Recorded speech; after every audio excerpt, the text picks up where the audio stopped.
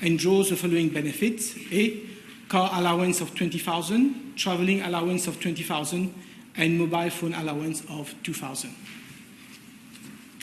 Supplementary? Yeah. Can the Honourable Minister inform this House with regard to this Executive Director and Maurice strategy? Is it still a feasible strategy to have Maurice strategy, in as much as it should have been an independent think tank for government, in as much as no such report or documents have been produced and we are not aware of what they have been doing for all these months? As regard the first part of the question, Mr. Deputy Speaker, sir, you would appreciate that I'm not the substantive minister, and it is for the substantive minister to decide whether this Maurice strategy has still a raison d'être. With regard to the second part of the question, I am informed that Maurice strategy has submitted 17 reports and research papers since its creation. Okay, thank you. The Honourable Second Member for Flac-Bolafay. Yes, Mr. Deputy Speaker, sir. B493, s'il vous plaît.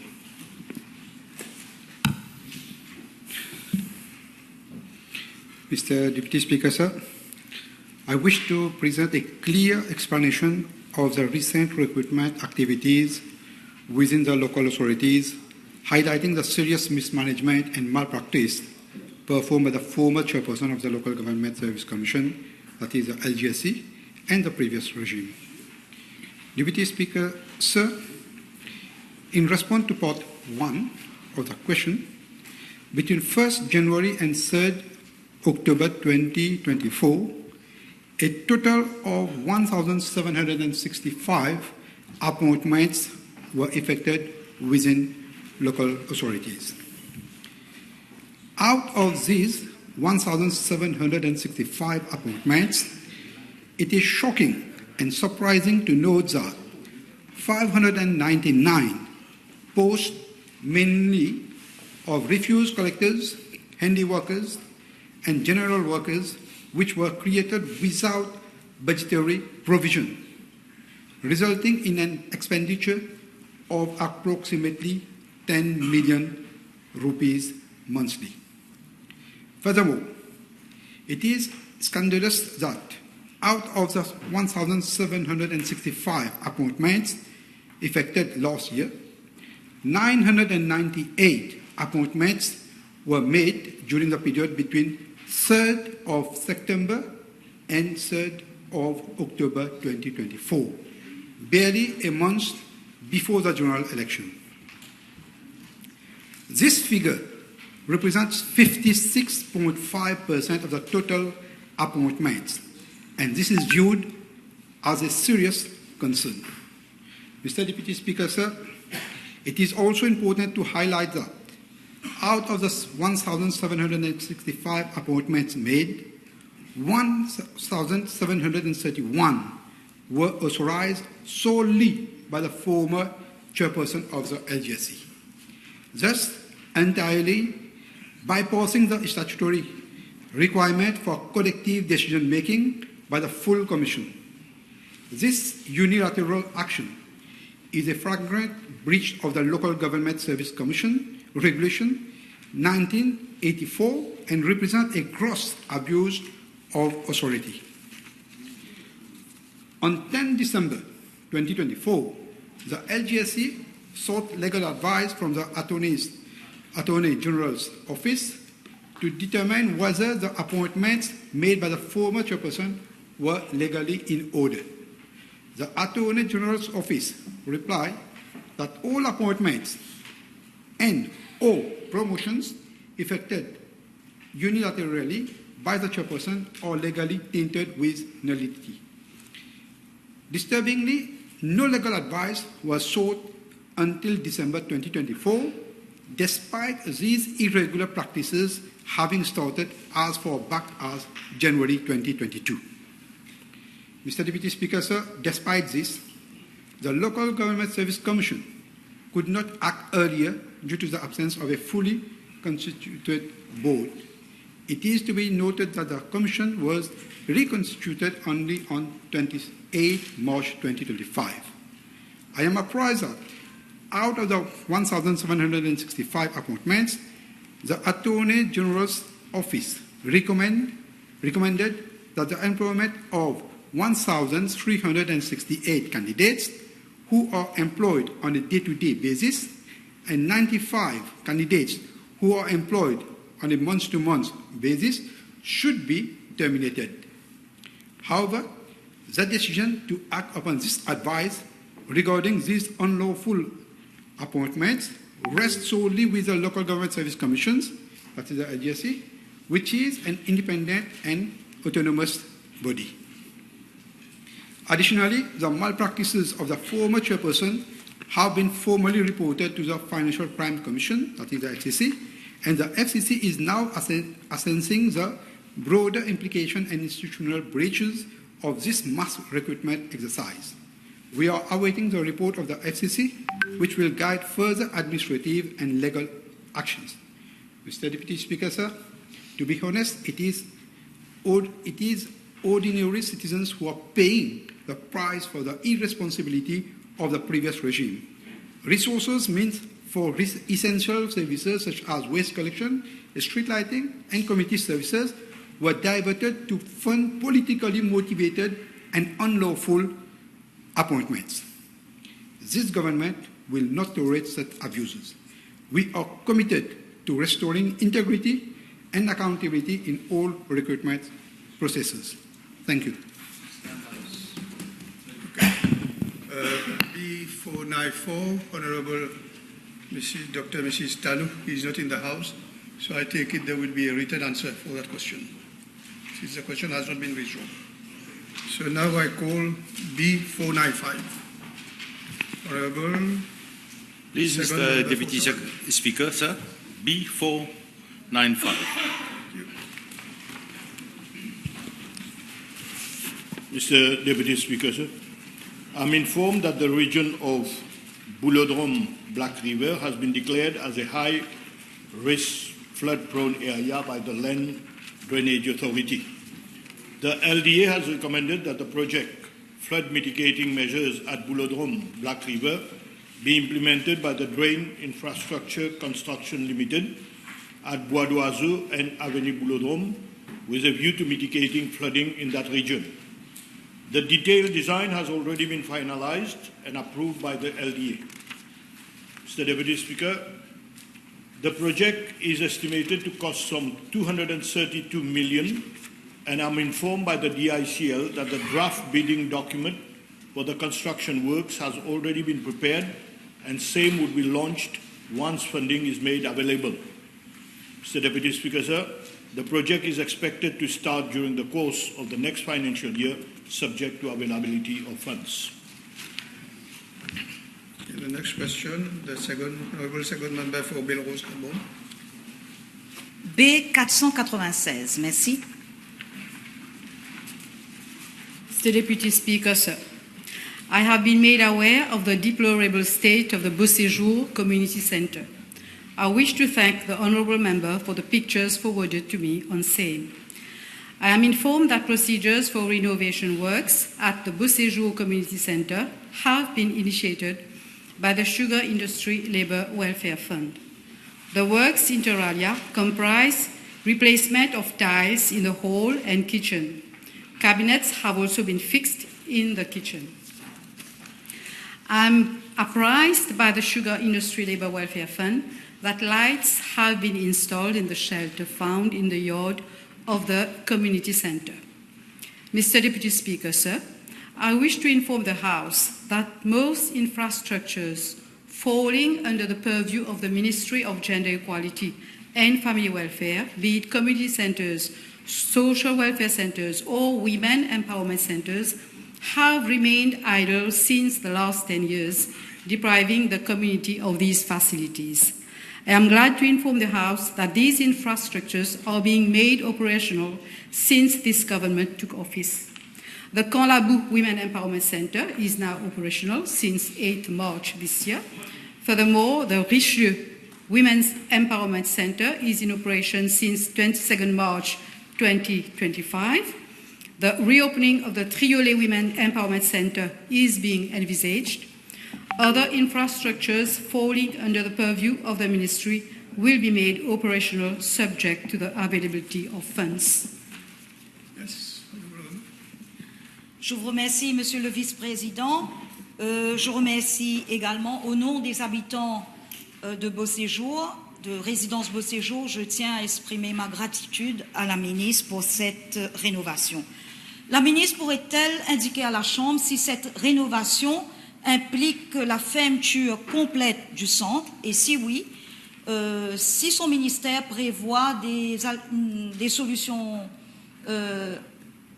alternatives pour garder les habitants en activité. Merci. Monsieur le Deputy Speaker, à ce stade, ces informations ne sont pas disponibles. The Honourable Third Member for Rivière-des-Anguilles. Thank you, Mr. Deputy Speaker, sir. B497. Mr. Deputy Speaker, sir, chronic kidney disease is a significant health burden affecting around 200,000 Mauritian patients. Presently, there are around 1,550 patients on dialysis, comprising around 1,500 patients in Mauritius and 50 patients in Rodrigue. Among these dialysis patients, those who are clinically eligible and who have donors are given access to renal transplantation, which not only results in better quality of life, but also ensures cost savings over the long run. Mr. Deputy Speaker, sir, I wish to inform the House that after an 8-month gap with a number of issues pertaining to functioning of equipment and availability of consumables, my ministry has restarted the renal transplant program and 2 patients were operated in April 2025 by a team of surgeons from Mayotte Hospital, Chennai. My ministry has also simultaneously established a number of partnerships with renal transplant surgeons comprising the Mauritian diaspora experts and non-Mauritians working in United Kingdom and India to impart the necessary training to our health professionals, as well as conduct renal transplant cases in Mauritius.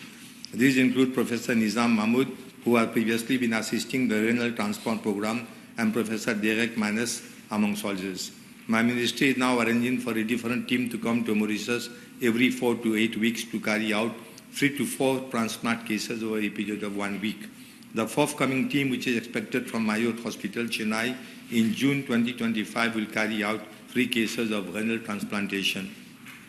With regard to Part B of the question, I am informed that for urgent cases of renal transplant, protocols are in place at hospital level for the workup of patients and donors. The procedures involve urine and blood testing as well as radiological and cardiac investigations prior to the surgical interventions. In addition, the renal transplant immunology laboratory at Victoria Hospital, with the assistance of a team from Guy's Hospital, United Kingdom, has been upgraded to the latest standards. The nuclear medicine department is now also fully functional to carry out advanced renal function tests on the donor. I am further informed that for non-urgent cases, kidney transplant surgery from living donors is an elective procedure and needs full evaluation of both the donor and the recipient. Moreover, full workup and follow-up of donors and recipients are done by medical and nursing staff of my ministry through Central Health Laboratory, nephrology units, dialysis units. Therefore, patients are listed in order of priority for the next visiting foreign team to carry out the renal transplantation. Yes. Are there any campaigns being carried out by the ministry to raise public awareness and with a view to boosting organ registration, donation? Well, the NCD, the National, the Non-Communicable Diseases Department has undertaken the work and we are doing it. With regard to B498 and B499, in view of the absence of Honourable Tanu, I take it the Honourable Ministers will circulate as written answer. So now we go to B500. Honourable Kiran. B500. Mr. Deputy Speaker, sir, with regard to part A of the question, I am informed that all prostate cancer patients in Mauritius are referred to the new cancer center for treatment. The number of patients with prostate cancer registered in the Department of Oncology at the new cancer center from 2020 to date is 714. I'm further informed that there are currently 12 medical oncologists and 1 hematological oncologist, that is doctor who deal with blood cancers, for example, leukemia, posted as a new cancer center. The latter also attends regional hospitals to conduct follow-up on patients who have completed their treatment on blood cancers. I'm also informed that there are around 10 experienced and trained general surgeons with urology skills posted in all regional hospitals and new cancer center for the surgical management of prostate cancer. Concerning part B of the question, as all other non-communicable diseases, the burden of cancer and particularly prostate cancer have increased over the years. The mortality to incidence ratio of prostate cancers have decreased over time, indicating that less patients are dying of the disease compared to the new cases being diagnosed. This is due to a better cancer care management, including early diagnosis and fast and modern therapeutic services. Accordingly, for the period 2000 and 2024, 1,731 deaths have been registered in relation to prostate cancer. I wish to inform the House that yesterday I met a group of oncological surgeons from Max Super Hospital, and I will also be receiving a group of surgeons from Birla Hospital on Thursday morning regarding their willingness to assist in oncology surgery training and bilateral collaboration between India and Mauritius, as well as in the proposed setting up of a urology department in Jawaharlal Nehru Hospital. Mr. Deputy Speaker, sir, I wish to inform the House that my ministry will leave no stone unturned in our fight against prostate cancer. My ministry has implemented targeted health sensitization campaign to address modifiable risk factors for prostate cancer, focusing on diet, smoking, obesity, and physical activity. In addition, public education initiatives are also being held with a view to promoting a balanced diet rich in fruits and vegetables while discouraging excessive consumption of red and processed meats. Furthermore, community-based programs are also ongoing to encourage regular physical activity through wellness clubs and local fitness initiatives, and to combat obesity through nutritional counseling in primary health centers and routine body mass index monitoring. Yes. Peut-on savoir quels sont les traitements actuellement qui sont recommandés par rapport, concernant les patients qui sont atteints d'un cancer de la prostate dans les hôpitaux et aussi dans les hôpitaux régionaux et aussi au New Cancer Center? I've just mentioned, normally whenever we get such cases, we recommend patients to the New Cancer Center. And I can assure the honorable member that we are trying to bring in additional equipments in order to serve those patients. And the regional hospitals are also looking after prostate cancer, but cancer which has arrived at an advanced stage, these are looked into at the National Cancer Center. Monsieur le Président, une autre question. Vu le nombre croissant de cas détectés de cancer de la prostate à un stade avancé, le ministre ne pense-t-il pas, il en a parlé dans sa réponse de campagne de communication, mais ce que je veux dire, moi, ce sont des campagnes à intervalles réguliers pour sensibiliser, conscientiser, principalement les hommes à partir de la tranche d'âge de 45 à 50 ans, à effectuer le test PSA. Beaucoup ne sont pas au courant, beaucoup ne savent pas qu'il faut, à partir d'un certain âge, effectuer le test PSA pour savoir si on est atteint ou quel est le degré de cancer de la prostate. That is the reason why we have given a new turning to the NCD, the Non-Communicable Disease Unit, which has undertaken that work. I know it's not an easy job, but we have started it already, and can assure the honourable member that we are going to expand our activity to sensitize the entire population on the danger of having such a disease. Next question. You have been answered. The question has been answered. The third honourable member for Rivière-des-Orgues. Thank you. B501. Thank you. Mr. Deputy Speaker, sir, first let me thank the honourable member for this timely question. I am informed that no audit exercise has been conducted to ascertain compliance by companies to have at least 3% of their workforce with persons with disabilities as provided under Section 13 of the Training and Employment of Disabled Persons Act 1996, amended 2012. 12 for the last 10 years. The Training and Employment of Disabled Persons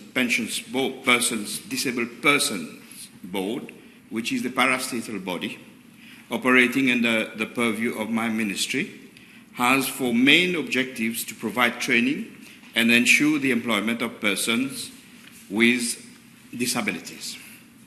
According to records available, there are only 527 persons with disabilities who are registered with the board, looking for an employment or training. Moreover, only a few companies, that is 900, are registered with the board. Moreover, the Housing and Population Census conducted by Statistics Mauritius in 2022 revealed that only 6,009 persons with disabilities were currently part of the workforce. Mr. Deputy Speaker, sir, I have been informed that the Protection and Promotion of the Rights of Persons with Disabilities Act, which was passed last year in the National Assembly, proposes a new modified employment quota system. However, I would like to inform the House that I have received numerous representations concerning certain provisions of the Act, including provision on employment. In this context, of the advice of the Attorney General Office, my ministry has chosen to proceed with some amendments of the legislation, including on the employment of persons with disabilities before promulgation of the law. Mr. Deputy Speaker, sir, in parallel, my ministry is also seeking to undertake a comprehensive disability pensions and benefits reforms to align with the international standard in order to shift from a purely medical model to a more social model approach to disability. This includes the restructuring of the current disability assessment panel so that disability evaluation account for both functional limitations and social barriers. With this new reform, there will be a multi-purpose one-stop assessment.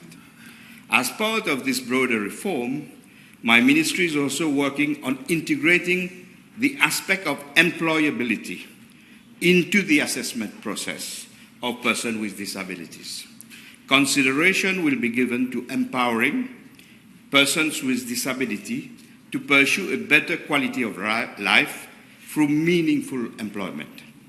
Furthermore, my ministry is also envisaging to carry out matching exercise to ensure that skills and potential of the person with disabilities are aligned with suitable opportunities in the labour market and to partly subsidize their employment.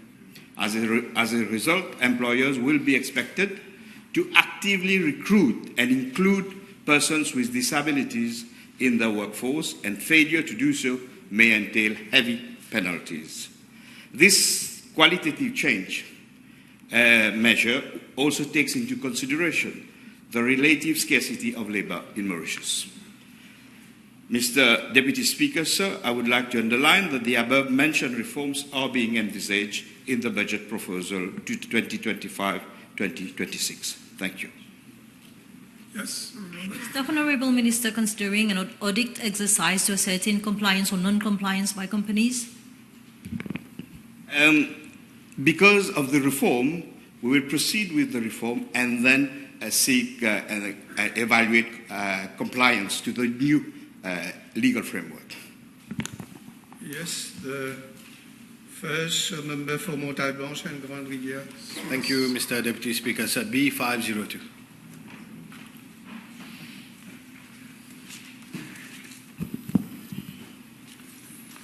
Mr. Deputy Speaker, sir, I wish to provide the House with the following details information regarding the mini-market, mini-traffic centre at Belia. The project comprises the construction of a modern mini-traffic centre equipped with the following facilities. A passenger terminal with waiting areas, ticketing booths and washroom, 5 covered and linked bus stations, bus platforms, parking bays for bus and taxi, pedestrian access routes, and assorted infrastructure including lighting, signage, drainage system, landscaping, and a secure perimeter fencing, and CCTV monitoring camera. The project was awarded to Keep Clean Limited for a total contract value of 68 million rupees, including of VAT, after an open national bidding exercise concluded in November 2024. Mr. Deputy Speaker, sir, concerning part B of the question, the site was handed over to the contractor on 9 April 2025, and the construction works started on 24 April 2025. The contractual duration is 360 days, with the expected completion date being 19 April 2026. A 365-day defect liability period will follow project completion. The works are being supervised by a technical team from the Ministry of National Infrastructure. Mr. Deputy Speaker, sir, concerning part C of the question, the mini traffic center is designed to support the following bus routes through its 5 designated bus stations. Bel-Air Flag to Saj Hospital, Bel-Air Central Flag to Port Louis, Bel-Air Maber, Bel-Air Couch-Militaire to Rosehill, Bel-Air to Cupid. Thank you. Can the Honourable Minister see that Trou-de-Douce is probably on the outskirts and no transport is found there in relation to the bus route? This project has been for 5 bus stations. So for this additional one, we can liaise with the Ministry of Land and Transport. Thank you. The Honourable Shed Member for Bobassa, 503. The inter-college sports competition, more commonly known as Jeux inter-college, were more than just a sport competition. They serve as a platform for discovering young talents, fostering camaraderie, and instilling a deep sense of pride and belonging among our youth. Therefore, the revival of the inter-college sport competition is high on the agenda of my ministry.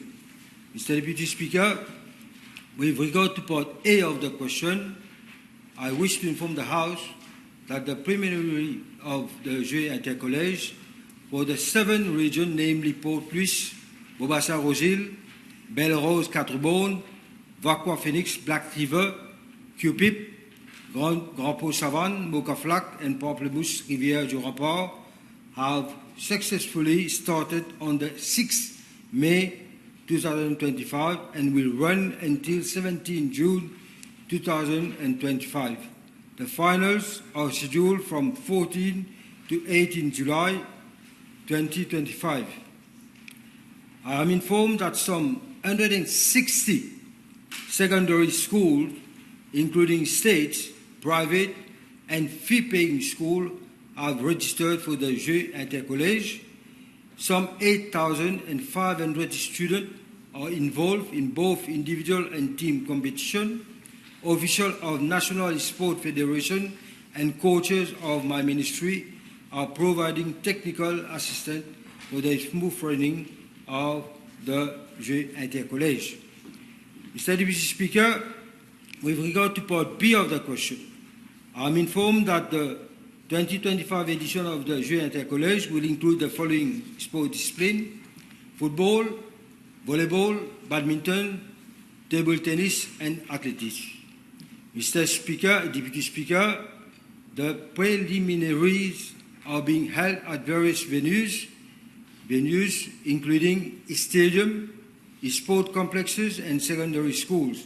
Subsequently, the final for the football and athletics will be held at the Côte d'Or National Sport Complex, while the finals for badminton, tennis, table tennis, and volleyball will be held at the National Badminton Center, the National Table Tennis Center, and the Pandit Sahadeh Gymnasium, respectively.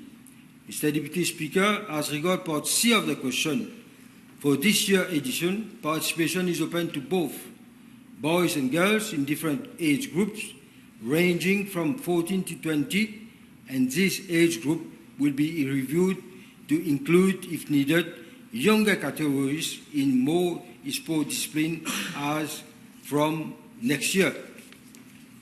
Each participant is allowed to participate in 2 sport disciplines of the competition, including 1 individual and 1 team, in the order of encourage more students to participate.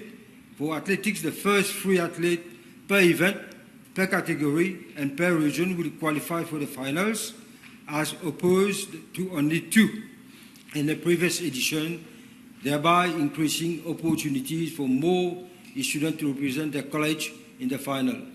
Athletes from Rodrigue will also be invited to participate in the athletics final, following their own preliminaries. For badminton and table tennis, the first 2 participants per category, per region, are qualified for the finals. For football and volleyball, the winning team per category, per region, is qualified for the final. An overall champion of the inter-college will be declared based on the cumulative points obtained by each college in the 5 sport disciplines during the finals. I wish to highlight that this formula has been introduced after consultation with all stakeholders. Monsieur le Vice-président, l'honorable ministre peut-il expliquer à la Chambre, et je me base sur une lettre qui a été adressée par le président de l'M3SA au Premier ministre lui-même, pourquoi en effet l'M3SA, comme le certifie la lettre, n'a pas été impliqué comme il se doit dans l'organisation de ces compétitions, se voyant même, comme je viens de le dire, obligé d'envoyer une lettre au Premier ministre exprimant leur mécontentement pour dénoncer la façon d'agir du ministère des Sports, hein, c'est la lettre qui le dit, je n'invente rien, et celui de l'éducation. Peut-on savoir pourquoi? Mr. Deputy Speaker, sir, as I stated in my reply, given that the board of the National Council for Sports in schools and universities was not yet constituted, my ministry provided technical support toward the organization of the competition. At a press conference on the 8th January 2025, whereas the Mauritius Secondary School Sports Association was present. Furthermore, I'm informed that representatives of the Mauritius Secondary School Sports Association were present during meeting held on 15 January and 27 January 2025 at the seat of my ministry. Mr. Deputy Speaker, at the request of the Mauritius Secondary School Sports Association, I have met with their representative, including the President, on the 5th May 2025. We have agreed that the Mauritius Secondary School Sports Association will collaborate with the National Council for Sport in schools and universities. Je vais quand même, pour les besoins de la No, question, but this déposer... letter was addressed to the Prime Minister. I can't see how you get a copy of it and why you Oh, should handle Mr. it. Vice President, But please. it is a letter between the MSSA and the Prime Minister. It's You privy are between these two yourself parties. No, but you it are is a yourself a Yeah, see politician. why I'm and you saying know, that, because I'm you a know lawyer. well. This letter is So, addressed personally to the I Prime find this Minister. very It's a improper personal from your- letter to the Prime Minister. Yeah. Anyway, That's the letter. anyway, l'autre question que... You have another question, yes. Voilà. Donc, j'ai bien compris la réponse de l'honorable ministre. Il a parlé de certaines catégories, mais il y a une catégorie que les PE teachers considèrent qui aurait dû être aussi faire partie de ces jeux, c'est la catégorie U14, c'est-à-dire les enfants, les jeunes de 12 et 13 ans. Et peut-on savoir pourquoi cette catégorie n'a pas été inclue dans ces jeux? I mentioned in my reply, Deputy Speaker, that next year we are going to see how we are going to include those who are not included now. We have all consulted with the stakeholders, and the answer is very clear. Okay, the next question. The Honourable Third Member for Rivière-des-Anguiennes. Yes, thank you. B504. Mr. Deputy Speaker, sir, we are all fully aware of the potential danger and threat targeting our children with regard to online exploitation, harm, and abuse. Protection of children is my primary concern, and hence I have given instructions that this matter be dealt with at most seriousness at the level of my ministry. I wish to inform the House that there had been quite a number of cases which have been referred to my ministry and to me personally. Subsequently, relevant files have been compiled for follow-up, among which a full-fledged document on a case of sharing of indecent photos and videos of women and girls on an application called Telegram. These cases have been referred for in-depth investigations to the police, with whom my ministry works in close collaboration to tackle cases of abuse against children of the Republic. I wish to point out that on Thursday, 10th April 2025, my colleagues, the Minister of Information Technology, Communication and Innovation, Minister of Tertiary Education, Science and Research, Minister of Education and Human Resource, and myself launched a draft report for public consultations. The report focuses on enhancing children's online safety in the social media era, with a view to improving the protection of children and young people in the digital space. Parents, educators, young people, NGOs, and civil society were invited to participate in the consultation process and share their input and recommendations. Mr. Deputy Speaker, as regard to Part A of the question, as Minister of Gender Equality and Family Welfare, I am well aware of the negative impact of the digital environment on families. In order to address this situation, my ministry is currently finalizing a national policy paper on the family in which there is a component on ICT use.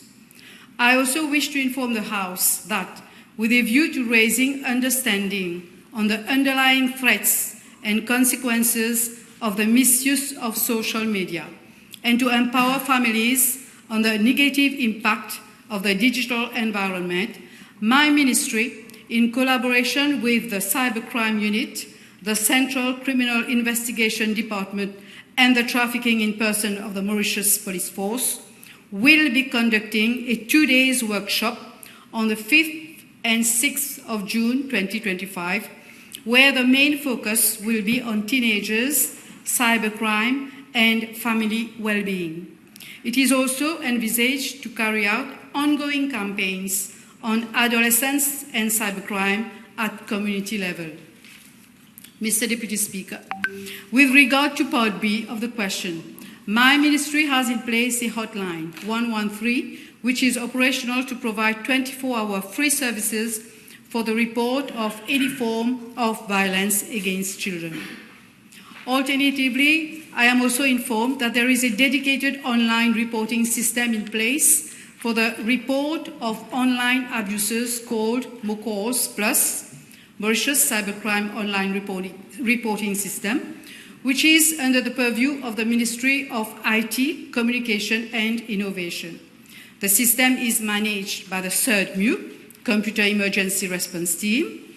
It is a centralized system which connects the CERT-MU, the Cybercrime Unit of the Mauritius Police Force, the Data Protection Office, and the Information and Communication Technologies Authority, ICTA. I believe that online threats and dangers facing children are not only a national issue, but also an international one. This requires a multi-pronged approach and the possibility of amending and strengthening relevant legislation is being explored.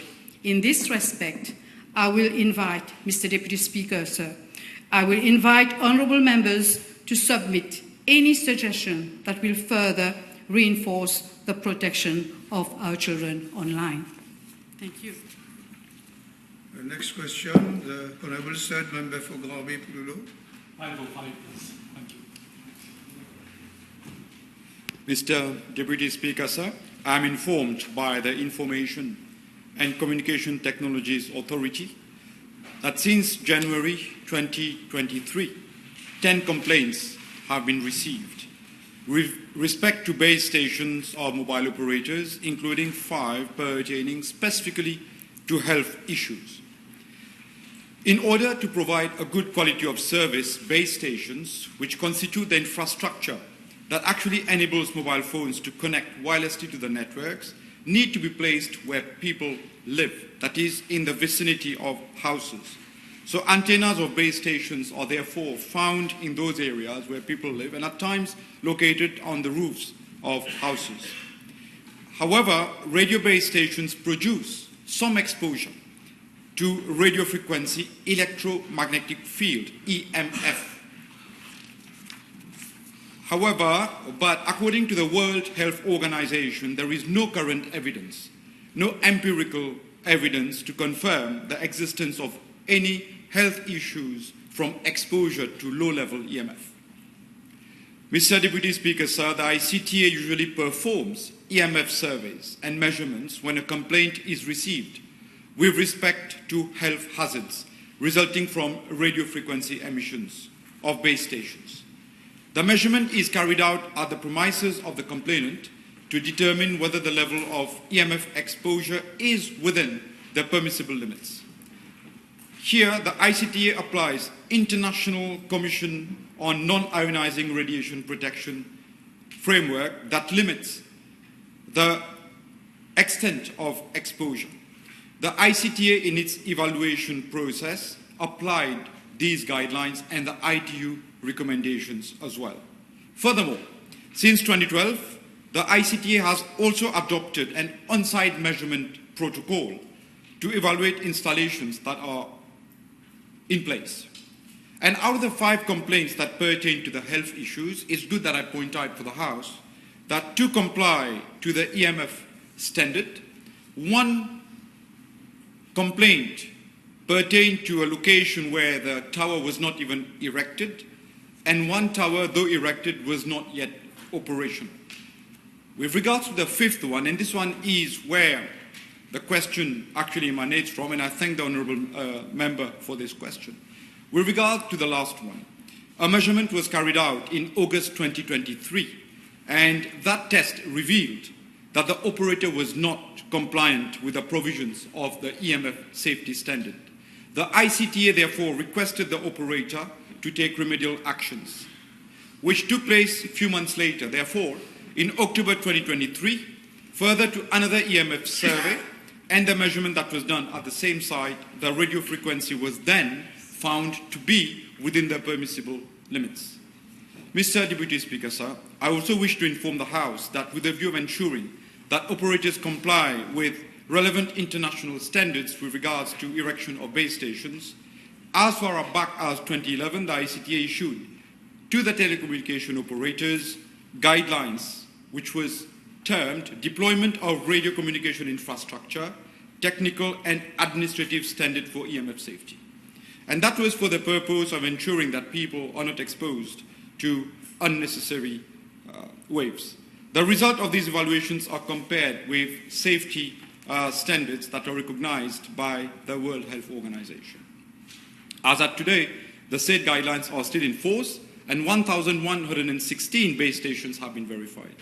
The ICTA is equipped with appropriate measuring equipment, and with a view to improving its evaluation capabilities, the ICTA will be investing in further equipment. Mr. Deputy Speaker, sir, I therefore take it that the survey mentioned by the Honourable Minister is already being carried out. Thank you. Honourable Member. Yes, okay. By the Honourable Member, and thank you. Thank you, Minister, for this answer. Will the Minister consider, or whether the ICTA consider, to positively publish the surveys carried so far? Honourable Member, thank you for the supplementary question. The ICTA is managed by an independent board. However, I will take the suggestion to the board. Thank you. Yes, you have got a question. Deputy Speaker, sir, can the Honourable Minister inform the House whether tests could be carried out at planned regular intervals to ensure the safety and health of the inhabitants, especially as you have mentioned, they are exposed to EMF, electromagnetic field? Thank you. Thank you for this supplementary question, Honourable Member. As I mentioned, the ICTA is managed by an independent board. However, because it is an issue that pertains to public safety, I will take the message to the chairperson of the board. Thank you. Next question, the Honourable First Member for Lacavie and Felix. Thank you, Mr. Deputy Speaker. B506, please. Mr. Deputy Speaker, sir, I'm informed by the Road Development Authority that the footpath and drains along the road at Menil and Castel, which were constructed in the 1980s, are presently in a precarious state. To remedy the situation, the RDA is proceeding with the rehabilitation of the footpath along the affected stretches. As regards part A of the question, I'm informed that the works have been entrusted to General Construction Limited under RDA's Framework Agreement for Road Maintenance and Minor Works 2023-2026. In regard to part B of the question, I am informed that the scope of work comprises the following. First, demolition of old footpath and casting of new footpath and drainage slabs along approximately 250 meters at localized stretches on the left-hand side of the 810 road from Engen Petrol Station at Menil towards Castel Petrol Station. And second, demolition of old footpath and casting of new footpath and drainage slabs on the right-hand side of the 810 road from the junction Alley-Briand Road B74 towards Azari Singh Road over a stretch of approximately 300 meters. Third, cleaning of drains. Fourth, repair to drain abutment walls. And fifth, provision of concrete curbs, gullies, and metal gratings. The works are being implemented under two separate works orders for the sum of 3.6 million and 4.3 million, inclusive of VAT, for the respective works along the left-hand side and right-hand side. Mr. Deputy Speaker, sir, regarding part C of the question, I'm informed that for works on the left-hand side, the progress is about 25%, and the works will be completed by June 2025. As regards works on the right-hand side, same have been scheduled to start by end of May 2025, so as to minimize disruption to traffic and pedestrian, given the ongoing works along the other side of the road. The works are expected to be completed by July 2025. The next question, Honourable First Member for Lacavie. Yes, thank you, Mr. Deputy Speaker. B507, please.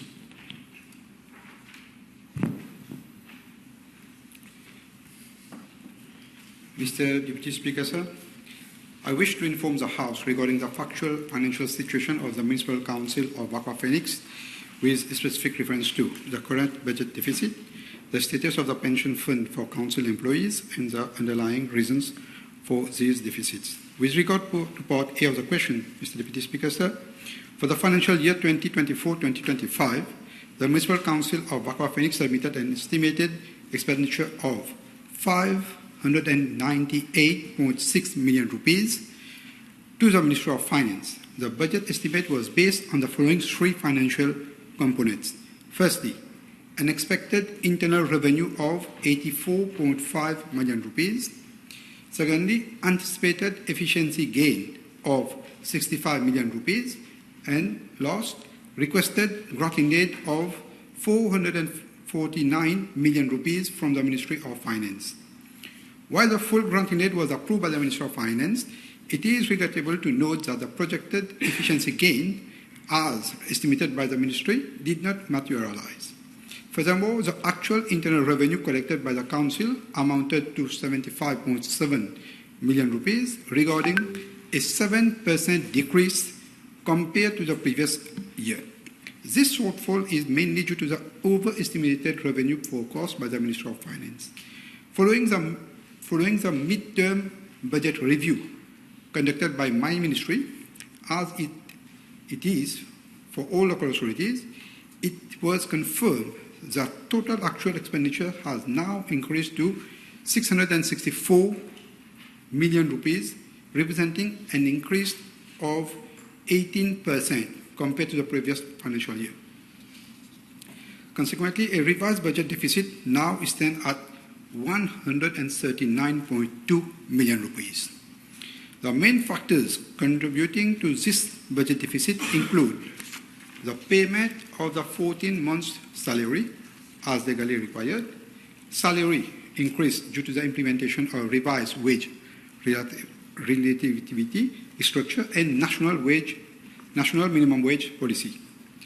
A general increase in the cost of goods and services due to inflation, and last, the unbudgeted recruitment of 63 additional workers in September-October 2024, comprising 17 general workers, 16 handy workers, and 30 refuse collectors. It is to be noted that while the Ministry of Finance granted clearance for these recruitments in December 2024, no additional financial support was provided. The Council was instructed to absorb the resulting expenditure through the anticipated efficiency gain, which, as stated, failed to materialize. Now, concerning part B of the question, Mr. Deputy Speaker, sir, in addition to the budget deficit, the pension fund for the employees of the Municipal Council administered by SICOM Limited is also facing a significant deficit. In accordance with Section 5 of the Statutory Body Pension Fund Act, SICOM Limited carries out actuarial evaluation for the Council Pension Fund at intervals not exceeding 5 years. The latest valuation as of 31st December 2022 and submitted to the Council on 11 August 2023 identified a deficit of 348.3 million rupees.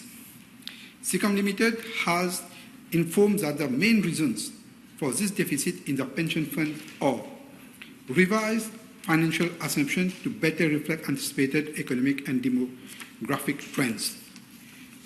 Second, lower investment returns than expected. Third, increase in salary and pension costs over the reviewed period.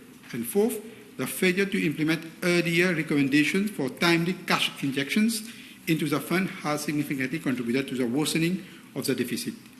To address the shortfall, the SICOM Limited has recommended the Council should increase the pension contribution rate to 24.05% and to undertake one of the following structured cash injection plan, either A, 5 annual installment of 81.6 million rupees, or 7 annual installment of 61.3 million rupees, or 10 annual installments of 46.2 million rupees.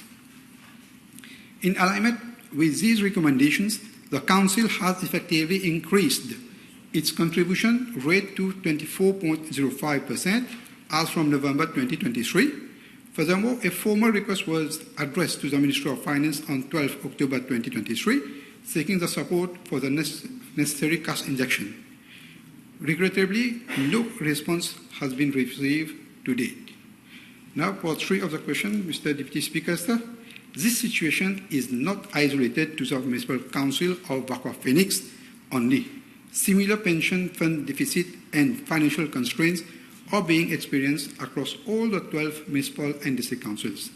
These structural financial challenges are the direct result of poor planning and mismanagement by the previous government, which diverted significant national resources amounting to several billions of rupees to the Mauritius Investment Corporation, that is the MIC, while failing to allocate sufficient funds to local authorities and the statutory obligations.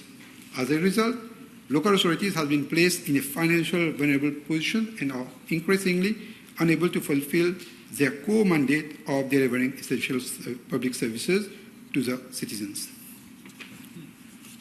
Next question, again in the absence of Honorable Tanu, the question will be circulated as a written answer. So B, the Honorable Third Member for Mayberg, Mayon. B509, please. Mr. Deputy Speaker, I'm informed that presently no contract has been awarded for renovation works at the Arila 2 Stadium. However, the staff of the Mauritius Sport Council is actually undertaking minor works such as the fabrication of 3 metal gates. The Council is also considering upgrading of the fencing at the stadium, and some other works is going to take place at the next financial year. Yes, honourable members, the table has been advised that the following PQs have been withdrawn: B511, B519, B516, and B524. So the next question, Honourable Fourth Member for voting. Mr. Deputy Speaker, sir, B510. Mr. Deputy Speaker, sir, I am informed by the Metro Express Limited that the light rail vehicles, LRV for short, have been designed as per international norms and standards with respect to onboard security and safety. All LRVs are fitted with anti-slip rubber flooring, which complies to the European standard DIN 51130, classifying anti-slip properties of floor coverings in wet conditions. Mr. Deputy Speaker, sir, I am further informed that since the start of its operation, Metro Express Limited has not received any complaints, nor any incidents have been reported with respect to slipping on wet floors on board the LRVs. Nevertheless, as part of its daily safety and security protocols, several measures have been put in place by MEL to enhance the safety of passengers on board of the LRVs, such as regular announcements for passengers to be cautious when it's raining and to hold on to the handrail, and frequent mopping of all the LRVs at terminal station during rainfall. Mr. Deputy Speaker, sir, in addition, any spillage on or wet floor condition on board the LRVs are properly cleaned and dried by the cleaning service provider, and regular cleaning is carried out throughout the operating hours as and when required to maintain the safe and secure environment for passengers. Yes, one question. Mr. Deputy Speaker, sir, I have myself witnessed a case where young women slipped on the wet floor last Wednesday. And I would like to ask the Minister if he will consider to look at places where there is no shelter. It was raining last Wednesday, and there are places where no shelter. People get in with their wet umbrellas, so the floor was wet all through, and several persons slipped. I don't know if it's really non-skid, but people slipped, and one woman was injured and had to report to hospital. Was it inside the train or outside? Inside. Because what I'm told here is it is anti-skid. So, but then, like I said, it was not reported. So the MEL people may not necessarily be aware of it. But I will ask them to look into it. Because what I have here, it is anti-skid according to European standard DIN 55130, which is not supposed to occur because it is rubber-based. So I'm a bit You will look into the matter. Yeah. Thank you. And at places where there's no shelter, like Place d'Armes, so people are waiting in the rain, so that we'll look into it. Thank you. The Honourable Third Member for Galway Pulido. No, sorry. 512. Mr. Deputy Speaker, sir, I am informed by the Road Development Authority that in the context of the construction of new roads, an exemption as provided in the sections 18 and 28 and Part B and Part C of the 5th Schedule of the Environment Protection Act 2002 is usually solicited as the project satisfies the two criteria set out under the Act, namely that the project is required in the national interest and for the economic development of Mauritius. Accordingly, the RDA proceeds as follows. A preliminary identification for environmental implications is carried out during the concept stage. B, during project development, the scope of works is sent to the Ministry of Environment, Solid Waste Management and Climate Change for advice or request for exemption. C, if no EIA is required, an environmental protection management plan is still prepared by contractor at construction stage. D, if an EIA is required, the RDA applies for an exemption under the EPA. If so required, the EIA is prepared and submitted to the Director of Environment for the due process. E, the RDA seeks the necessary authorizations from the relevant authorities prior to implementation and complies with the list of conditions imposed. And F, management and monitoring plans are submitted to the Director of Environment. Mr. Deputy Speaker, sir, I'm informed by the RDA that from 2019 to 2024, it has implemented some 38 major road projects. According to the RDA, 30 projects did not warrant an EIA in line with the 5th schedule of the Environment Protection Act 2002, and 8 projects were EIA exempted by the Ministry of Environment, Solid Waste Management and Climate Change. These projects are: first, Cap Malere Bypass; second, construction of A1, A3 Link Road; third, reconstruction of Jumbo Phoenix Roundabout; fourth, construction of Verde Bypass; fifth, La Vigie, La Brasserie Beauchon's Link Road; sixth, A1, M1 Bridge; seventh, flood mitigation measures at Anse-Zoncé; and lastly, interchange construction and improvements along M3, A14 corridor at Eben. Mr. Deputy Speaker, sir, regarding the construction of the flyover on motorway M1 at La Vigie, which forms part of the broader La Vigie-La Brasserie Beauchon's Link Road project, an EIA exempt undertaking was obtained from the Ministry of Environment, Solid Waste Management and Climate Change on 10 July 2018.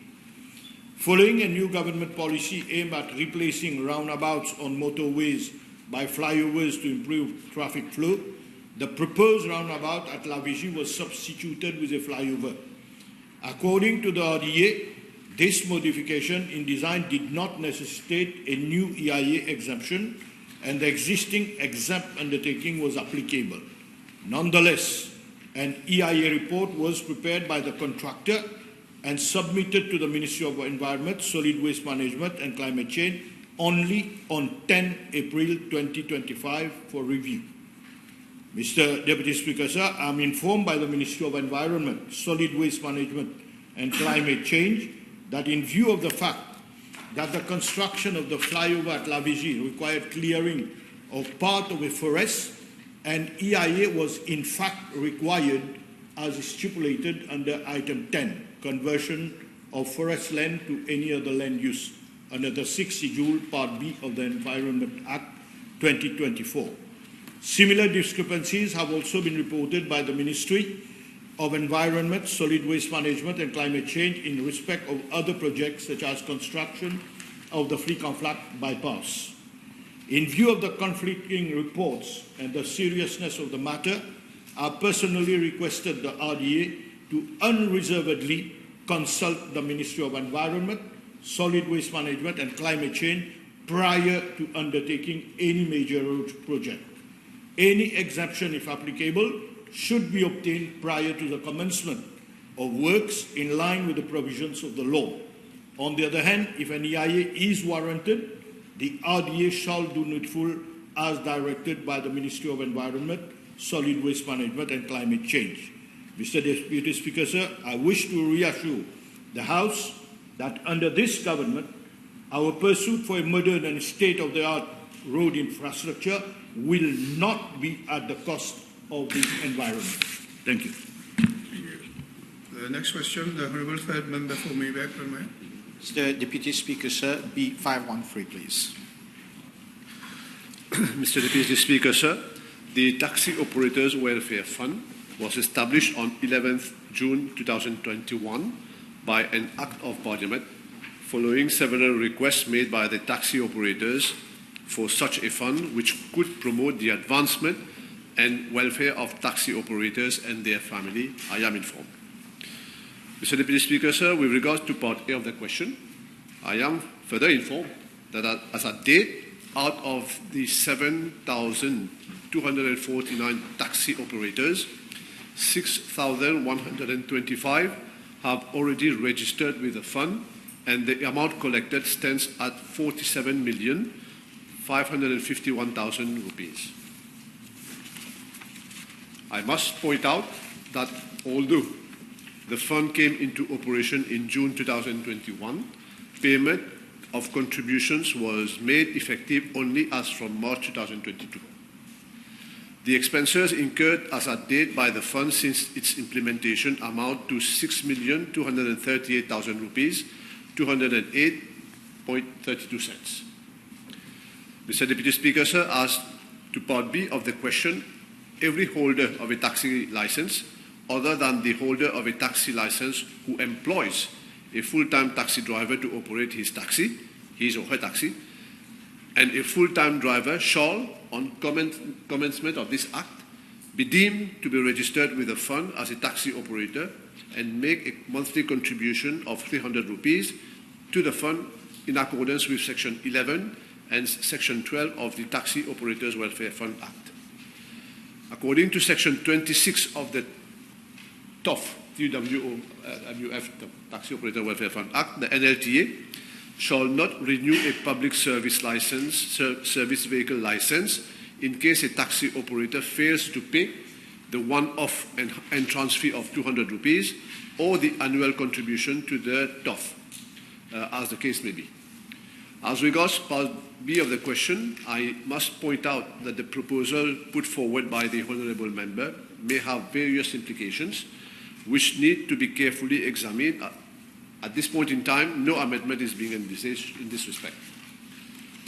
Mr. Deputy Speaker, sir, as to part C of the question, I am informed that a medical grant program has been designed to provide financial assistance for medical expenses.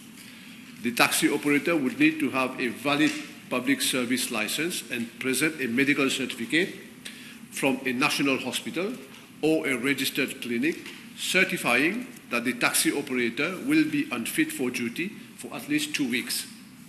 In addition, the taxi operator would need to be compliant with the fund and should not have benefited from the same scheme within 5 years. Furthermore, I am informed that the taxi operator is eligible to a daily subsistence of 389 rupees, up to a limit of 12,075 rupees per month for a maximum of 3 months to cater for medical expenses. As at date, 74 taxi operators have benefited from the medical grant program to the tune of 1,793,409 rupees. Thank you. Thank you. Next question, the Honourable Third Member for Granby-Puddle. Thank you.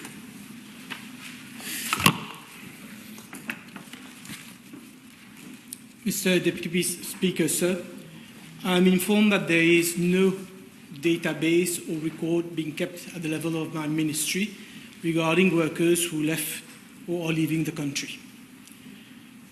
Brain drain is usually driven by economic factors such as better job prospect, higher wages, and the desire for a better standard of living.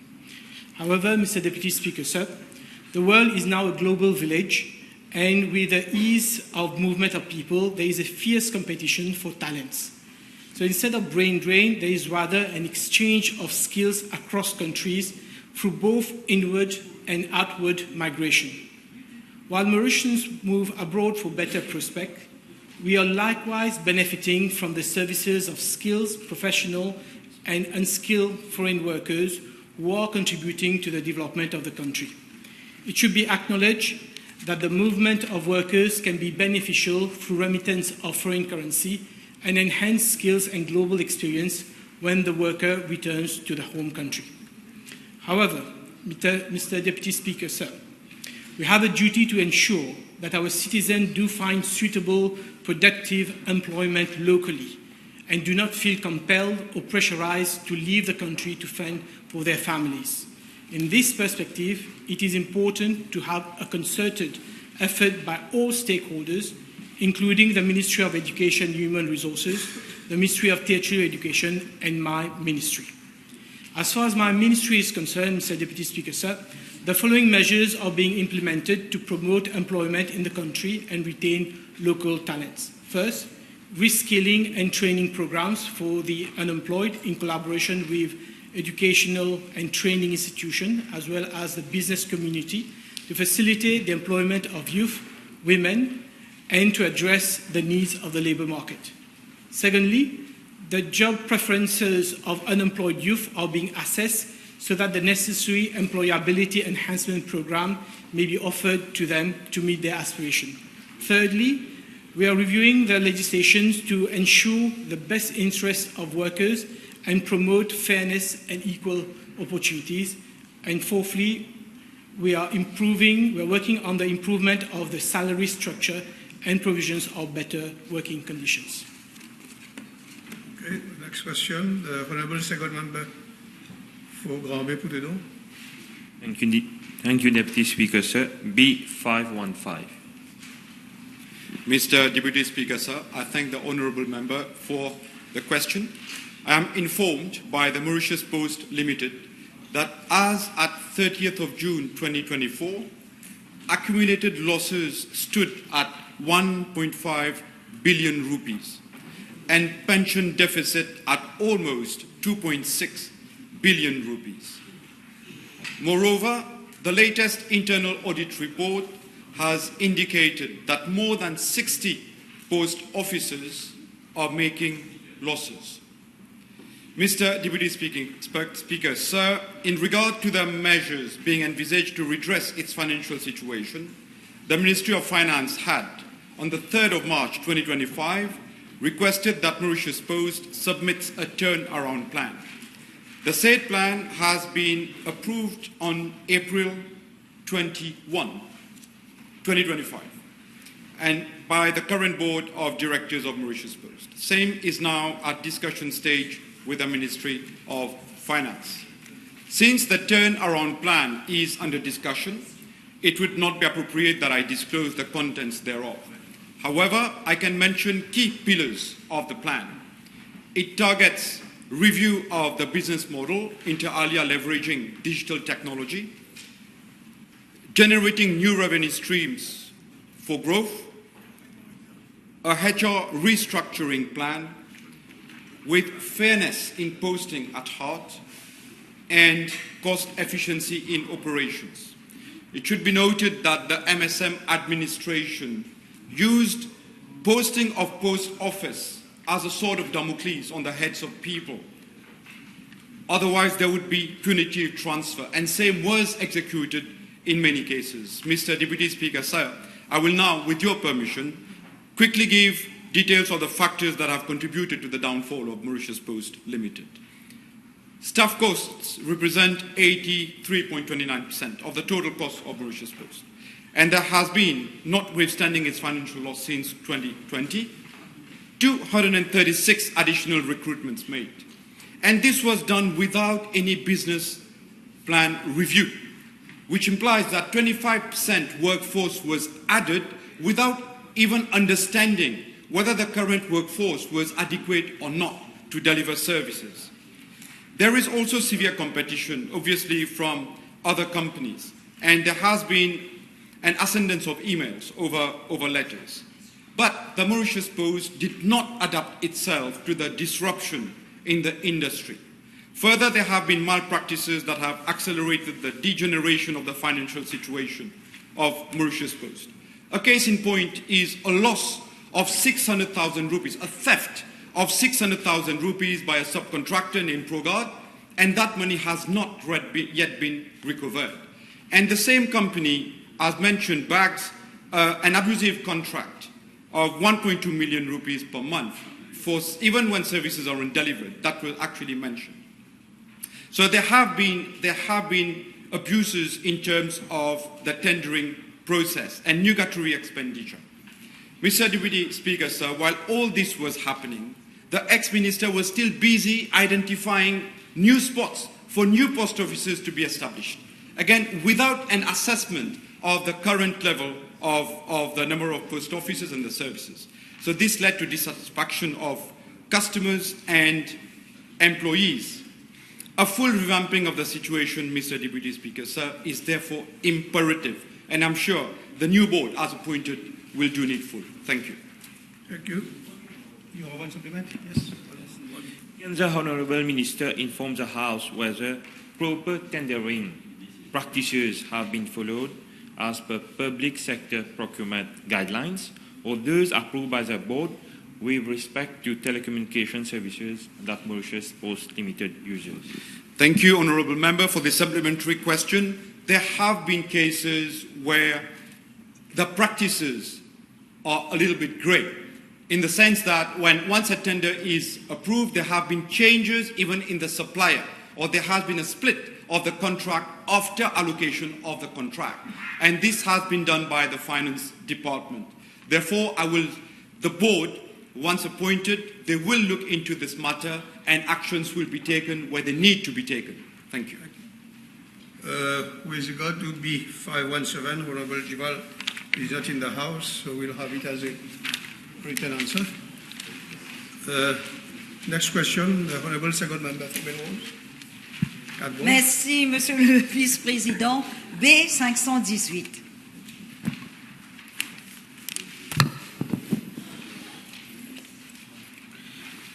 Mr. Deputy Speaker, sir, with regard to the question on fencing and lighting facilities at June Children Playground, I wish to inform the House as follows. The existing chain-link fencing was dismantled in November 2024 due to severe rusting. The Municipal Council of Katbon has approved the replacement with a more secure fencing fence. Installation works, including new poles and repainting of the boundary wall, are already ongoing and are expected to be completed by the end of May or early next month, 2025. As for lighting, no prior provision had been made. However, following a formal request from my ministry, the Council is considering the installation of 2 lighting points after the approval at its next meeting. These lighting works are also planned to be completed by early June 2025. The total estimate cost for fencing, wall repainting and lighting is approximately 160,000 rupees. My ministry is closely monitoring the project to ensure timely completion. Yes, Honorable Artier. Je vous remercie, Monsieur le Vice-président. Would the Minister inform the House what immediate safety measures have been taken while fencing and lighting works are pending, and which contractor has been assigned to carry out these works? Thank you. Mr. Deputy Speaker, sir, to ensure children's safety during the fencing and lighting works, the Municipal Council Welfare Department conducts regular site inspection to maintain the safety and the cleanliness. And while the maintenance work are being carried out by the Council own in-house, and no external contractor has been appointed. Last one. Last one. Thank you, Mr. Deputy Speaker. Would the Minister inform the House when was the Jiunaren Children Playground inaugurated, and why were lighting facilities not installed at that time to ensure the safety of the children using the space? Thank you. Mr. Deputy Speaker, sir, the Jiunaren Children Playground was inaugurated in 2016. And at that time, no lighting facilities were installed, and for 9 years, no action was taken to address this safety concern. This shows a lack of planning and attention to safety standards by the previous government. In contrast, my ministry has now formally requested the installation of lighting, and the Municipal Council is actively considering adding 2 lighting points to ensure the safety and security of the children and the family using the playground. I'm sure that your council will look into it as a priority. The next question, Honorable Third Member for Public Service. Mr. Deputy Speaker, sir, B520.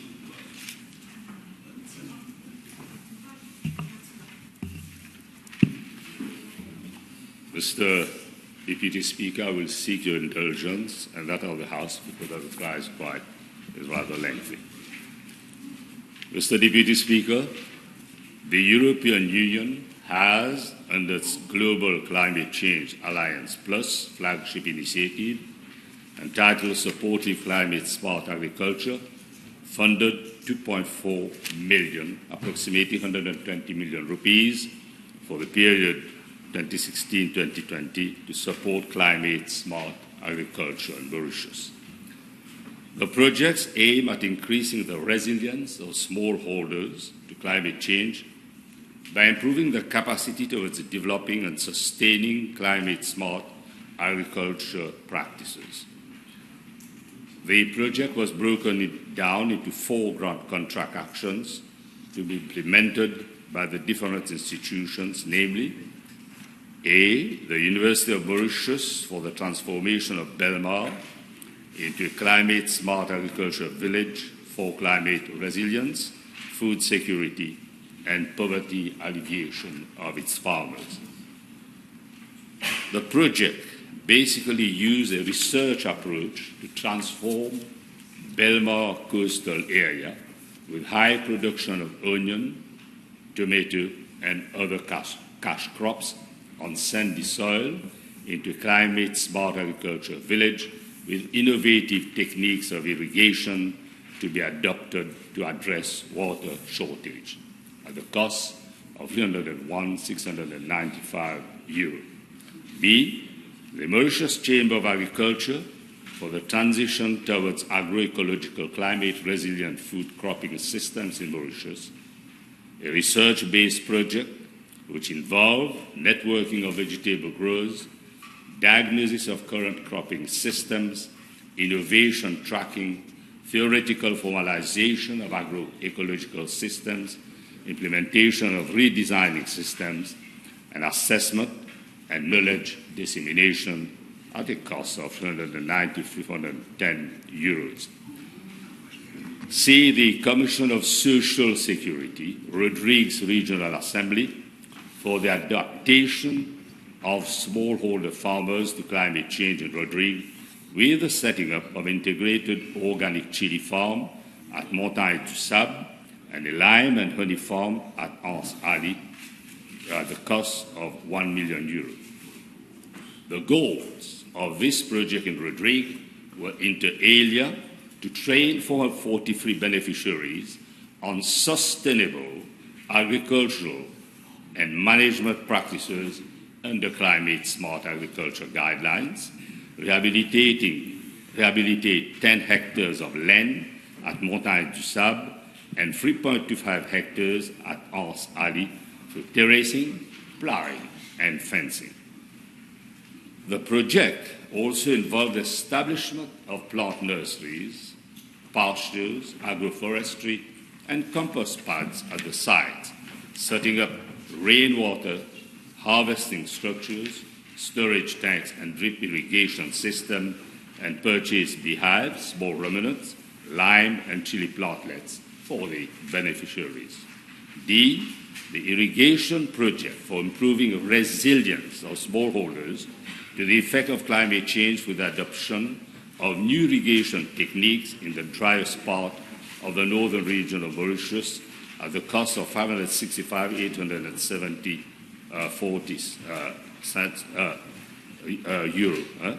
The project consists mainly of procurement of 4 double-cab vehicles for effective implementation of field activities, appointment of a consultant, expert in climate change, expertise in agriculture to implement the actions defined under the project.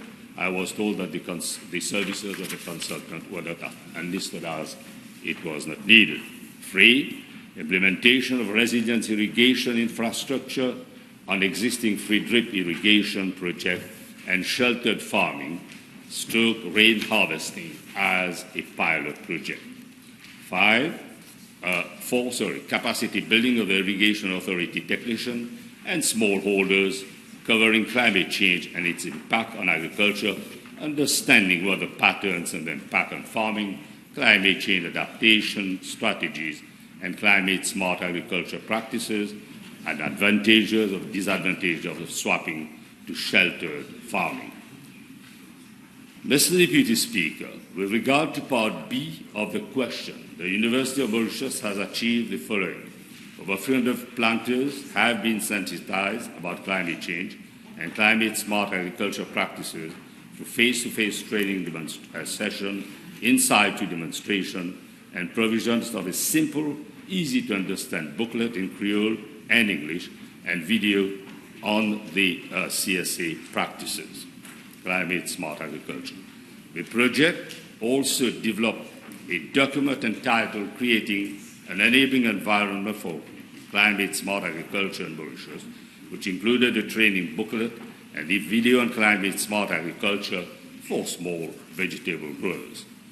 Now, if the above is implemented at national level, the enabling environment that would thus be created would contribute considerably in encouraging a large number of vegetable planters in the Republic of Mauritius to adopt climate-smart agriculture. Official figures on sales of pesticides and fertilizers to planters obtained from the Mauritius Agriculture and Marketing Cooperative Federation from the start of the project till its completion showed a steady reduction in the amount of fertilizers, ranging from decrease of 55 to 100% for different fertilizers and synthetic pesticides, ranging from 46 to 62% for the different products, and an increase by 247% in the amount of biofertilizer and bioproducts demanded by the planters from Belmar and neighboring areas as a direct result of the project. Of course, due to constant monitoring by the European Union also. Now, with regard to the project implemented by the Chamber of Agriculture, I'm informed that 7.5 million rupees of various equipment has been provided to producers to help them in this transition, and training and accompanying measures have been provided to 150 trainers with regard to the reduction in pesticide use. Successful networking of planters were created for various strategies to be adopted, such as mulching, beneficial plants, composting, sanitation, push-pull techniques, and equipment like shredders, insect nets, and weeders were tested on the monitored farm. Field visits and frequent meetings were organized to promote the exchange of experiences. The record books of the farmers help produce useful economic and technical references for sharing experiences. The economic performance of 29 vegetable growers, total and marketed yields, cost of seeds, pesticide, fertilizers, labor wages, fuel costs and sale prices, from marketing gardening systems with sustainable practices was evaluated. The main results was a 57 average reduction in total fungicide, herbicide and insecticide input across 7 crops, with insecticides decreasing by 78% on cabbage and herbicide being reduced by 90% on pumpkin. Regarding the project implemented on the Rodrigue Regional Assembly, I'm informed that the following has been achieved. Infrastructure has been realized. Of course, I mean irrigation, which is quite stable at the processing hub, has been realized in 2022-2023, but some still has to be finalized as drip irrigation. Rain harvesting basins for irrigation have also been installed. Furthermore, various outcomes have been obtained. The production of honey and lime trees at Anse Alley, which started around December 2023. The production of vegetable and sheep started at Montagne du Sable in January 24. The training of beneficiaries in climate-smart agriculture practices have been completed. Now, Mr. Deputy Speaker, in terms of output, substantial investment have been made in the realization of projects for to farm, where 43% from vulnerable households obtained training to produce and acquire income. The main infrastructure includes, amongst others, access road, fencing, rainwater, harvesting structures, storage tank, and some drip irrigation setup. Besides, goat pens have been constructed at Montagne du Sable and 30 beehives set up at Anse Ali, including processing equipment. The Rodrigue project has promoted several concrete examples of climate-smart agriculture practices. These include agroforestry for planting of trees as wind breaks, and the aim is to plant 2 hectares of trees to set up an agroforestry with farm over 2 hectares at Anse Ali and integrate lime cultivation with forest trees. Other practices include crop diversification, drip irrigation for water use efficiency and rainwater harvesting, together with composting of crop revenue and sheep dung for green manure. Mr. Deputy Speaker, regarding the project implemented by Irrigation Authority, which falls under the purview of the Minister of Agro-Industry, it was co-financed by the European Union, which contributed up to 80% of the funding, amounting to Euro 568,870.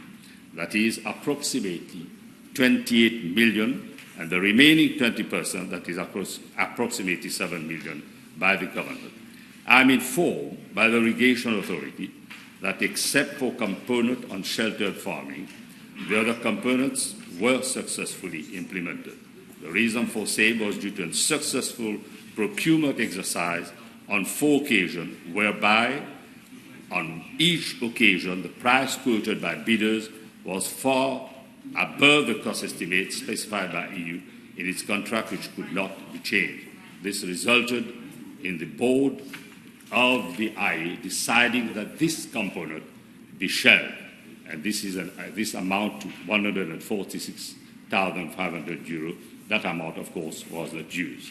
Furthermore, the EU recommended that no consultancy services be sought, given the unique experience of the IE and its technicians. The consultancy was therefore done in-house, and the respective funds was reallocated for the purchase of equipment.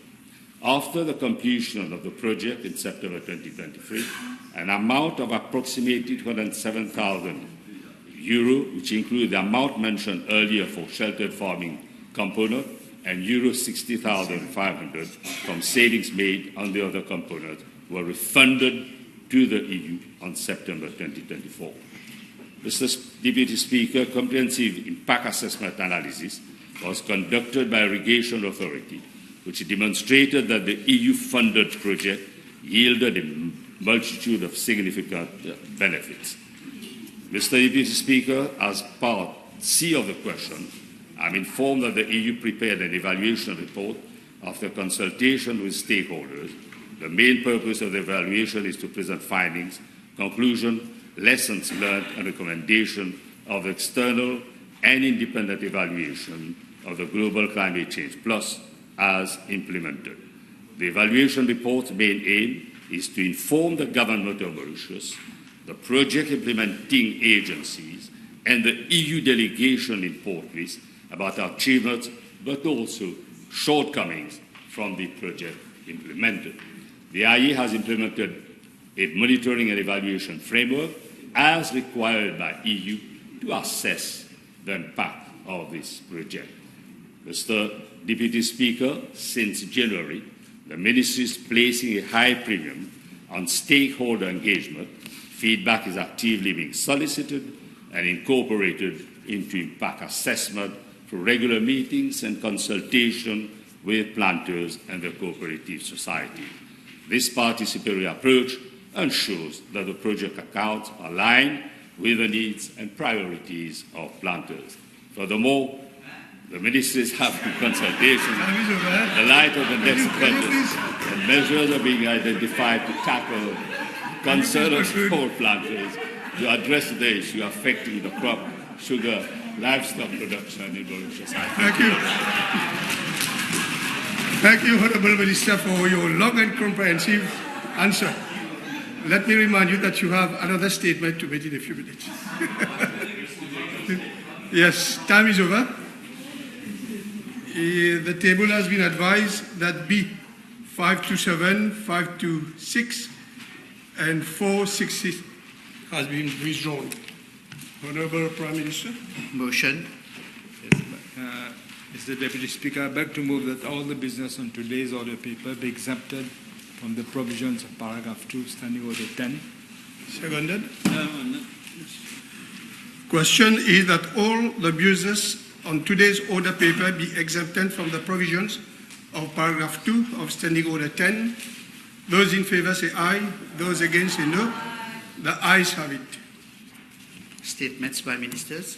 Honorable Bulel. Thank you very much, Mr. Deputy Speaker. With your permission, I wish to make a statement with regards to the Rosebel Sugar State. Rosebel Sugar State was set up in 1973 for an act of Parliament following the acquisition of the state from Garthwaite and Oz for the sum of 18 million rupees. This institution has since been actively present in numerous sectors of the economy, namely sugar, food crops, livestock, and energy production. Rosebel Sugar State is today in a situation of financial distress, with all the leading indicators in the red. The last 10 years has seen Rosebel Sugar State evolve from a state with more than 6,100 ARPA under cultivation to approximately 1,200 ARPA in 2024. Other auxiliary clusters, such as crop and livestock, have become extinct. The revenue stream, including of cash flow, have grown into highly negative pools and thus creating indebtedness. The last decade has seen a palette of mismanagement, fraudulent practices, including defrauding of public funds. The Rosebel Sugar State Board has failed in its fiduciary duty to safeguard, preserve, and grow the assets of the company. Illegal and suspicious transactions are present in almost all segments of the business with low accountability. The state is currently generating more than 70 million rupees of annual loss, with an accumulated debt level estimated at 1.2 billion rupees.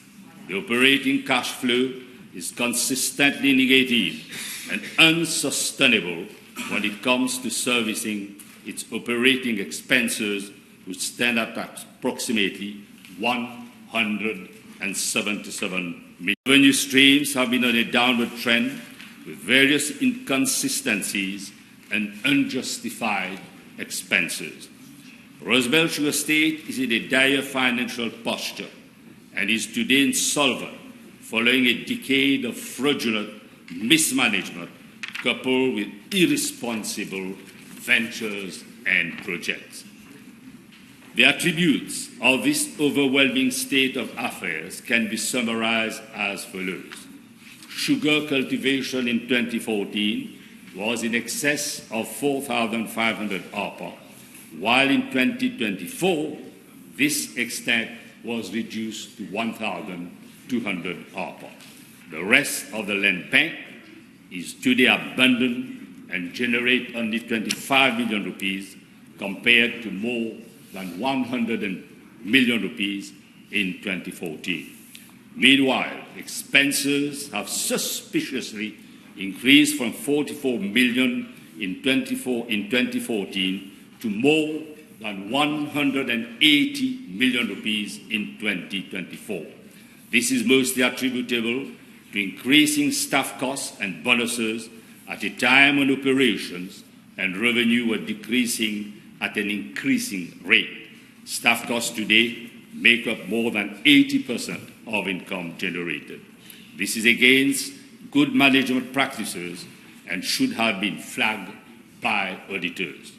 Other expenses, including inter alia, supplies and services, fertilizers and herbicide, where after a thorough audit, it appears that Rosebel Sugar State had been purchasing supplies for 3,000 acre ARPA when they were cultivating only 1,200 ARPA, illustrating clear defrauding of Rosebel Sugar State funds and mismanagement.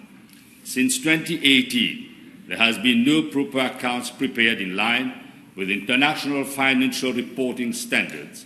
This illustrates a clear breach of fiduciary duties from the previous Board of Directors and failure under Financial Reporting Act 2004 and Companies Act 2001, respectively.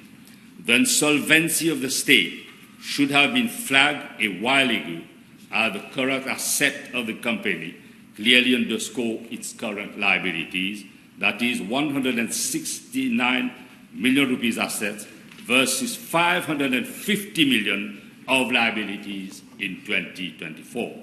Overdraft have been employed to service current liabilities and top 1.2 billion rupees in 2022. Assets have therefore been sold to avoid bankruptcy. Disposal of assets inter alia, land, and other equipment have been made without proper framework or feasibility matrices. No benchmark or evaluation have been employed to dispose land under various projects, such as morcellement or joint venture, which crystallize huge losses to the state.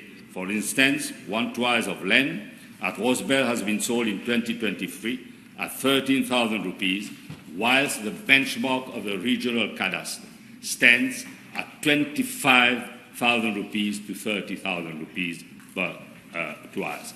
This represents an opportunity cost of around 70% of the normal revenue curve. This again demonstrates deliberate frauding of the funds of Rosebell Sugar Estate. Related party transaction, that is, directors and other parties, have acquired various assets directly and indirectly through land reservation. This is against good governance. Commercial land leases have been conducted at an understated rate, approximately 80% discount to the market benchmark, and is today full of accumulated arrears. This represents around 97 million rupees of undermined income. No legal action has been initiated against the usual suspect. Suspicions of officers of Rosebell Sugar Estate and tenants acting in concert are factual. Tenants such as Vieux Moulin and Plaisance Mall are in arrears by more than 15 million rupees without any action. Sale of more than 1,000 ARPA and the morcellement and other projects have been conducted fraudulently. Salary increases have been effected without clear rationale and framework. Rosebell Sugar Estate has been operating without professional human capital, but rather with irresponsible and ill-minded management and board of directors.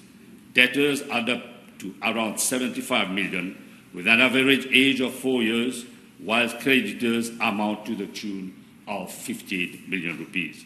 Rosebell Sugar Estate has lately engaged itself in numerous ventures with Gibraltar Group, which is a loss-making and has vested land to the latter at under par rates to the detriment of the state.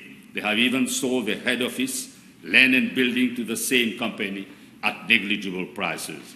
These ventures, together with relevant practices, have put Rosebell Sugar Estate in a minority position and eventually without any control of its prime land.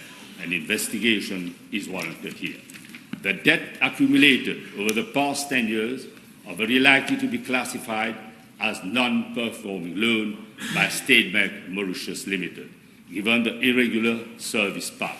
Their liabilities are close to being classified as stage 3 default, implying imminent seizure proceedings. Again, we're exposed to an irresponsible board of directors. The same board of directors did not produce and validate any account for Rosebell Sugar Estate for at least 7 years. This shows bad faith and non-accountability to shareholders, that is, government made. Asset management practices, including but not limited to land, have been conducted without clear mandates, benchmark, ring fencing, and targets. This has facilitated corruption and destruction of value purposes. And the morcellement project, lotissement, Rosebell 60 ARPA clearly shows highly overstated costs of 350 million rupees versus 600 million rupees of expected income. This is also a succinct indication of cost majoration without adequate tender processes. The cost to income stands at more than 50%, totally out of normal Morselman infrastructure rates and other costs. This is highly suspicious and again welcome a full investigation. Mr. Deputy Speaker, the above state of affairs demonstrate that Rosebell Sugar State is on the verge of an economic collapse, infested with mismanagement,